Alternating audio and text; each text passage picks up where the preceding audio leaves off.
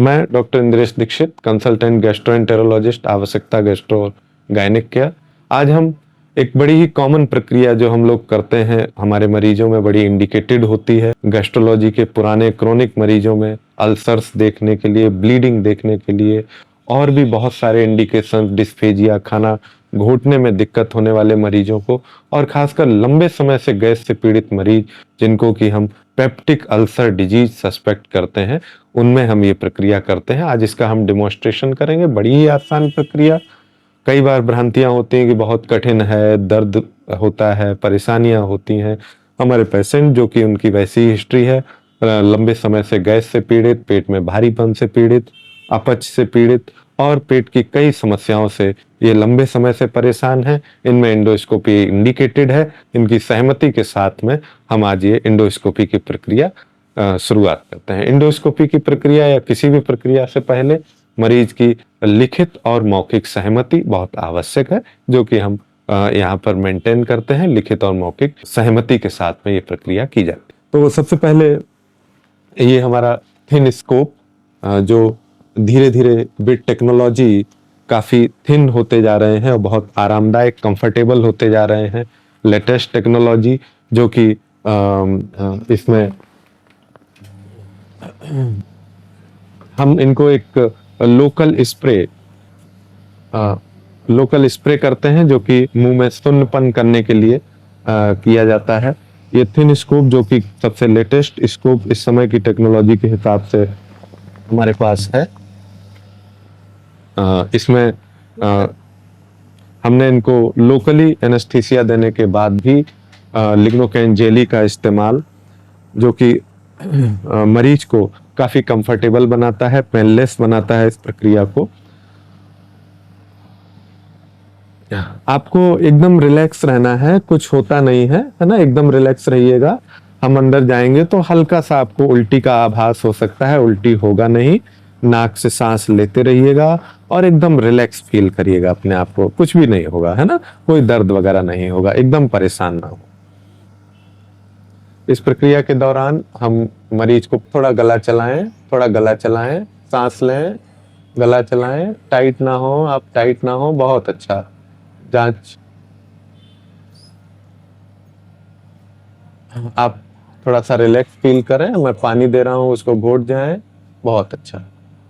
अब हम इनकी आहार नली, जिसको कि हम इसोफेगस कहते हैं, इसोफेगस में एंट्री किए हैं। इसोफेगस में ये इसोफेगस का आखिरी हिस्सा, जिसके बाद में इसको पार करने से हम आमाशय में पहुंचेंगे। आमाशय में हम एंट्री कर चुके हैं। ये आमाशय के शुरुआती हिस्सा, जिसको कि हम बॉडी कहते हैं, उससे पहले उसके बाद में बॉडी के दो हिस्से। ये आप देख रहे हैं कि इनको लंबी हिस्ट्री होने के साथ में आमाशय में परेशानी आपको स्क्रीन पे नजर आने लगी होगी कि इनको आमाशय में कितने सारे गैस्ट्राइटिस के साइन हैं, और हम कहें तो कमोबेश कुछ अल्सर्स भी इनके आमाशय में बने हुए हैं। हमने आमाशय को एंट्रम की जगह से पार करके ये हम ड्यूडेनम, छोटी आंत के पहले और दूसरे हिस्से को देख रहे हैं। ये छोटी आंत का दूसरा हिस्सा है जिसको कि हम देख रहे हैं। छोटी आंत के दूसरे हिस्से को देखने के बाद हम अब धीरे धीरे जब पीछे की तरफ वापस आ रहे हैं, तो दोबारा से फिर उन्हीं एरियाज को हम और केयरफुली देखते हैं कि वहाँ पे कोई चीज मिस ना हो। ड्यूडेनम में भी वैसी स्थिति है कि कुछ अल्सर्स, और इवन ये एक अल्सर आपको इनकी इस पे दिखा। यानी इनमें एंडोस्कोपी बहुत इंडिकेटेड थी, जो कि आज हमने की। एक अल्सर इनके छोटी आंत के पहले हिस्से में आप देख पा रहे हैं। इसके अलावा एंट्रम के हिस्से में, यानी कि आमाशय का आखिरी हिस्सा जो छोटी आंत से जुड़ता है, उसमें भी काफी अल्सर्स और काफी छाले पड़े हुए हैं। ये आपका इंसिस्यूरा का एरिया है, जिसपे भी काफी सूजन और छाले हैं। ये हम अब फंडस, यानी कि आमाशय का ही एक हिस्सा है, जिसको देखने की कोशिश कर रहे हैं। और इसमें थोड़ा सा इनका सहयोग चाहिए होगा कि डकार ना ले और थोड़ा सा सहयोग करें।